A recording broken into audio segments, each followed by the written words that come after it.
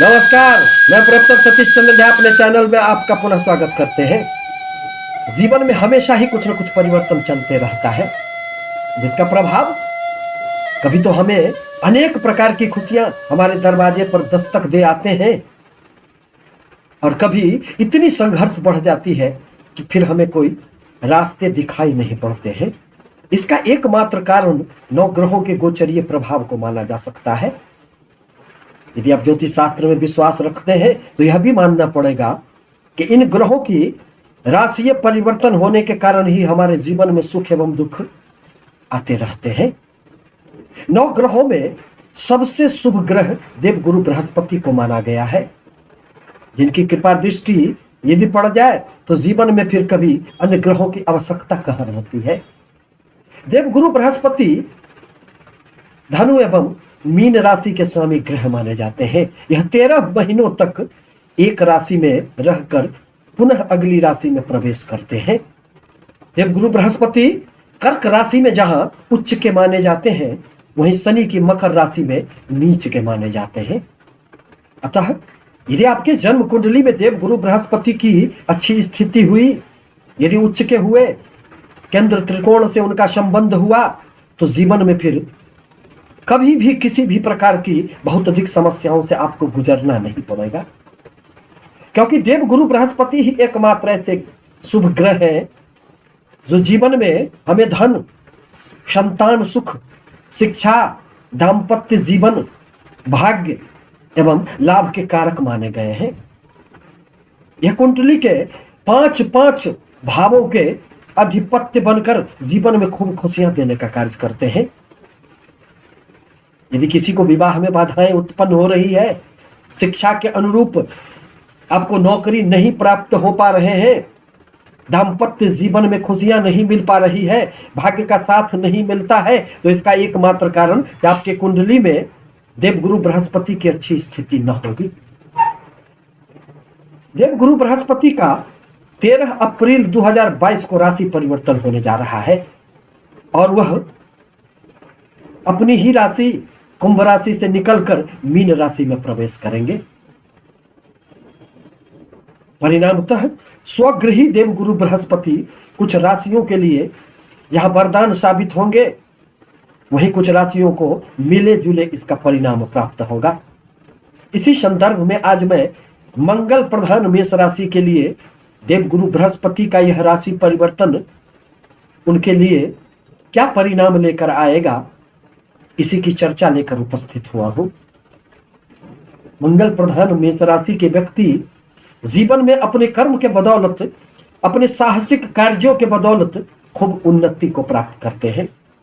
वह भाग्य भरोसे कभी बैठना पसंद नहीं करते हैं। थोड़ी सी उनमें जिद अधिक रहती है और क्रोध की अधिकता के कारण कभी कभी अपना अहित कर बैठते हैं। देवगुरु बृहस्पति वर्तमान में उनके लाभ स्थान में 11वें भाव में संचरण कर रहे हैं, परंतु अब वह आपके द्वादश स्थान में, व्यय स्थान में स्वगृही प्रवेश करेंगे। परिणामतः आपके लिए देवगुरु बृहस्पति का मिले जुले परिणाम प्राप्त होंगे। थोड़ी बहुत व्यय की अधिकता रह सकती है, परंतु वह अनावश्यक खर्चे नहीं माने जाएंगे। किसी ऐसे कार्यों में आपको धन खर्चे होंगे जिसे शुभ कार्य ही कहा जाता है। धार्मिक स्थलों की यात्राएं होगी। यदि विदेशों से संबंधित आपके कोई भी कार्य चल रहे हो तो उसमें देवगुरु बृहस्पति वरदान साबित होंगे। साथ ही साथ यदि आप विदेश जाना चाहते हैं तो उसमें भी आपको निश्चित रूप से उन्नति होंगे। व्यय स्थान में देवगुरु बृहस्पति कभी कभी स्वास्थ्य के लिए थोड़ी सी समस्याएं पैदा करने का कार्य करते हैं, अतः आवश्यक है कि आप अपने स्वास्थ्य पर भी निश्चित रूप से ध्यान रखें। देवगुरु बृहस्पति की 3 दृष्टियां मानी गई है, जिसमें अमृत का वास होता है, अर्थात वह जिस भाव पर दृष्टि डालेंगे उस भाव की अत्यधिक शक्तियां बढ़ जाने के कारण खूब शुभ फल प्राप्त होते हैं। देवगुरु बृहस्पति अपने द्वादश स्थान में स्वगृही बैठकर अपने 5वें दृष्टि से आपके सुख स्थान को देखेंगे। अतः आपका जो सब कुछ अभी अच्छा नहीं चल रहा था, शनिदेव के प्रभाव से, शनिदेव की 7वीं दृष्टि जो आपके सुख स्थान पर पड़ रहे थे और जिसके कारण आपके जीवन पथ पर जो समस्याएं उत्पन्न हो रही थी वह दूर हो जाएंगे। मन में चैन एवं सुकून का एक भाव जागृत होगा। सब कुछ रहने के बाद जो मन खाली खाली सा प्रतीत हो रहा था, अब ऐसा नहीं होगा। भूमि, भवन, वाहन संबंधित आप किसी भी कार्य से संलग्न हैं अथवा खरीदना चाहते हैं, वाहन लेना चाहते हैं, मकान भूमि खरीदना चाहते हैं, तो इन 13 महीनों में देवगुरु के आशीर्वाद से निश्चित रूप से उसमें सफलताएं प्राप्त होगी।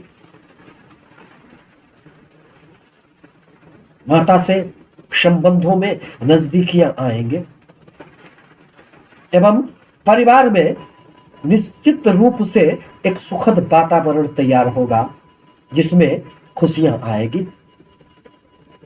पुनः देवगुरु बृहस्पति की 7वीं दृष्टि आपके 6ठे भाव पर पड़ेंगे। ऋण लेना आपके लिए सहज हो जाएगा। साथ ही साथ एक सबसे बड़ी जो समस्याएं आपके जीवन पथ पर है कि कर्जे कैसे समाप्त होंगे।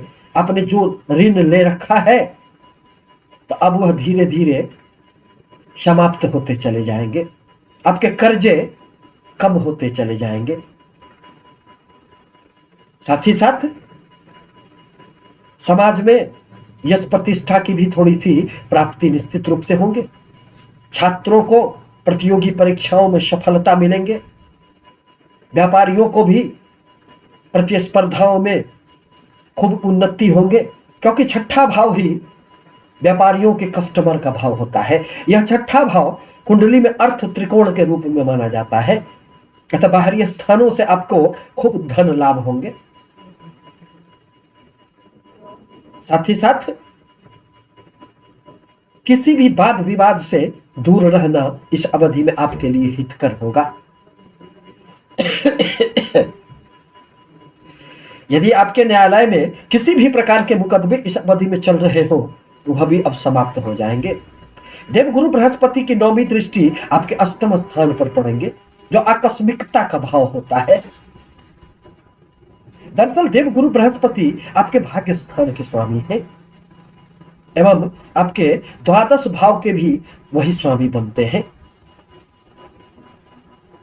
तो भाग्य स्थान के स्वामी का 12 स्थान में बैठना यह निश्चित रूप से संकेत करता है कि आपके सुखों में वृद्धि होंगे। सुख के संसाधनों के लिए आप धन तो खर्चे करेंगे ही, साथ ही अनेक आपकी यात्राएं होगी जो आपके लिए कुछ अच्छे परिणाम लेकर आएंगे। 8वें भाव पर दृष्टि प्रभाव से थोड़ी सी स्वास्थ्य पर आपको ध्यान रखना आवश्यक होगा। धर्म के प्रति रुझान पैदा होगा। दाम्पत्य जीवन में खुशियां आएगी, परंतु इस अवधि में ससुराल के साथ किसी भी प्रकार का मतभेद उत्पन्न न होने दे। यह 8वां स्थान महिलाओं के लिए मांगल्य का स्थान होता है। अतः दाम्पत्य जीवन में भी खुशियां निश्चित रूप से बनी हुई रहेगी। 12वां स्थान सैया सुख का स्थान माना गया है, जहां देवगुरु बृहस्पति स्वगृही बैठकर आपको दाम्पत्य जीवन में अनेक प्रकार की खुशियां देने का कार्य करेंगे। यह बहुत अधिक नुकसान करने का कार्य नहीं करेंगे, क्योंकि कोई भी शुभ ग्रह स्वगृही यदि बैठता है तो उसकी शुभता में वृद्धि हो जाती है। इस प्रकार कहा जा सकता है कि मेष राशि के लिए भाग्य स्थान के स्वामी देवगुरु बृहस्पति का स्वगृही 12 स्थान में बैठना आपके जीवन में अनेक प्रकार की शुभता लेकर आएंगे और जीवन पथ पर जो अनेक प्रकार की शनि देव के प्रभाव से समस्याएं उत्पन्न हो गई थी, जो काम अवरुद्ध हो गए थे, नौकरी में जो अनेक प्रकार की समस्याएं उत्पन्न हो गई थी, वह सारे के सारे दूर हो जाएंगे। अब आपके निर्णयों का समाज में प्रशंसा प्राप्त होगा और आप अपने कार्यों के बदौलत खूब उन्नति को प्राप्त करेंगे। परंतु आपके लिए आवश्यक है कि देवगुरु के बीज मंत्रों का जाप करें। आपसे निवेदन है कि हमारे चैनल को लाइक करें, सब्सक्राइब करें, ताकि मैं अपने विचारों से आपको अवगत कराता रहूं। धन्यवाद।